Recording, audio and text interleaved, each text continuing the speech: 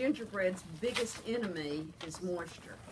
People make these fabulous gingerbread houses, and we'd get 3 or 4 days of solid rain in late November, and they'd start collapsing on them. Somebody came up with humidity-proof gingerbread, and this one uses flour and sugar and eggs and honey, and that's all it is. You mix it up, sift the dry ingredients, combine the egg and honey, mix it all up in your KitchenAid, and I knead it in my KitchenAid, you know, and then you wrap it up and let it sit. And when you first do it, it's going to look real grainy, kind of like sand, but it'll start coming. When you let it sit, or you just No, let it sit out? right out on the counter. Y'all want to make any notes you can, right out on the counter. And then you roll it out. You might want to re-knead it again the next morning, and then roll it out, and about 1/8 of an inch thick is what you can roll it thicker if you want it. When you're rolling your gingerbread, and say you want a long piece like this, and if you push with your rolling pin and you stop, you leave a mark. And if you push again, you leave another mark. What you do is, you do this. Okay? And you don't leave any marks. Roll her gingerbread out on parchment, if you've got it, or I always buy me a roll of the non-stick aluminum foil before Christmas. I don't use it the rest of the year, but for gingerbread it's wonderful. The other thing you can roll, how many of y'all have a silicone mat? Straight on your silicone mat. You never lift it once you've rolled it. You roll it and you cut it and you bake it on your silicone mat or your parchment paper or your non-stick aluminum foil, okay? And that it holds its shape. Now, if you use this humidity-proof gingerbread recipe, whatever you cut out, that's what you get when it comes out of the oven. It will not spread. It will not rise up, and it will not spread. So the minute you take it out of the oven, slide it over on your counter so it's on a flat surface and let it cool, because sometimes our cookie sheets aren't quite as flat as we think that would be. So slide it over, okay, and let it cool. This second recipe that I've given you, construction gingerbread, is the one that I'm using for part of my house this year. And look how pretty it bakes up. Now that's pretty. So The other thing you can do on this one is, you know, say you got an edge that's not real smooth. Look at that. Oh, you can sculpt that really good. You can sculpt it or carve it a little bit. Say you got something that's got to have a little curve to it or something. See? Oh. When you roll this out, you roll it straight out on your silicone or your whatever. And what I do is I cut my pattern. And then you have to, partway, about halfway down, I cut my pattern. And then you have to cut 1/2 inch all the way around the outside edges more. Because this one will move on you. It'll spread on you. So take this pattern and cut it out of poster board. I like to use poster board. Flour the back of it a little bit, because if you don't, it'll stick to your gingerbread. And then lay your pattern right on there and cut around it. I use royal icing as your glue. Tylose glue is, you take about a teaspoon of Tylose to about 1/4 cup of boiling water, and then just stir it together.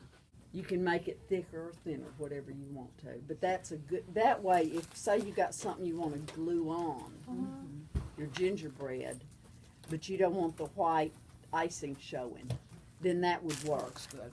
So everybody fill your bag. You can put a coupler and a tip in there if you want to. What tip do you think? I would either use a 3 or a 4, or I would use a small star tip like a 15 or something like that. So let's all pretend that we baked these. Now you know when you work with royal icing, you've got to keep it covered, okay? Because air will dry it out. Okay, we're going to start. And what we're going to do is we're going to lay a row of icing right here. Is that on the bottom? on the side. We're going on the side. Oh yeah, we got to put the bottom down. Let's put a row on the bottom.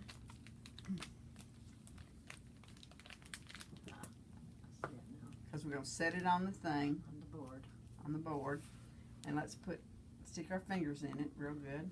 And then let's put another row on this side. Now this is where you can use a star tip or this. Now see, the way I wiggle that, it's going to have a little beady on the outside edge, and that's okay. Next thing we're going to do is we're going to stick it to the board. Okay, we're going to hold this up straight, and then we got to hang this at an angle, and that's going to be real strange. An angle? That's a little strange. And then we're going to get the back on. I think it's pretty anyway. Yeah. And I'll hold this one. Okay. Okay, if you do both ends, then you can hold it a little better. Right now, let's all stop at this stage and let's set a minute and plan what we're going to do to decorate it with. When your kids do Halloween, steal their candy. But look, these sweet tarts, they make a great roof.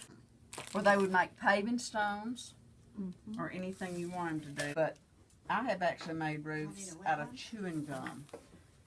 Yeah. You can cut this.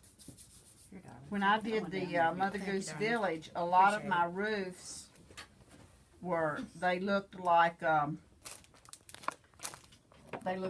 old-timey. See, cut them. Just cut them and lay them on there.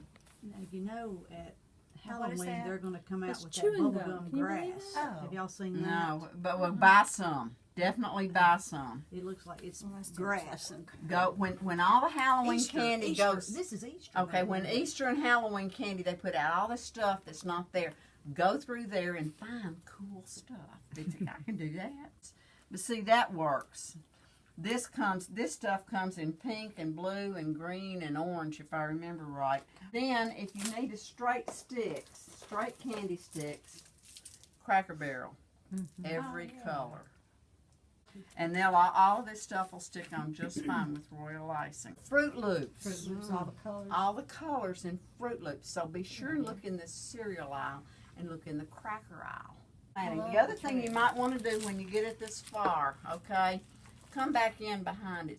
Go back inside I've already done that and one. reinforce those corners. You did that for me, didn't Now this won't be set up till about tomorrow. Okay, so once again, very simple. Just put your glue on there. There you go. It's a simple procedure, but not easy if you don't know what to do. Perhaps if you can do basket weave, you can do this. Well, let me see. Where can I You put don't even basket have to weave be on this good thing? at this. If you got kids or grandkids, give them a bag of glue and let them go. Once you got that on, I just buy the cheap ones. I'm not going to pay $3 or $4 per bag. Okay. You'll have a gap in the top, but we're going to fill that in. Yeah, now you better hold it for a minute. What we're going to do is we're going to trim the gables. So now we're going to trim this middle.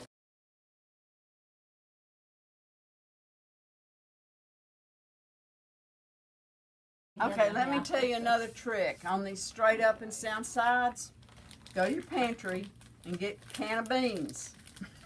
And hold them out. Stand the can of beans right there and that'll hold it straight up and down for you.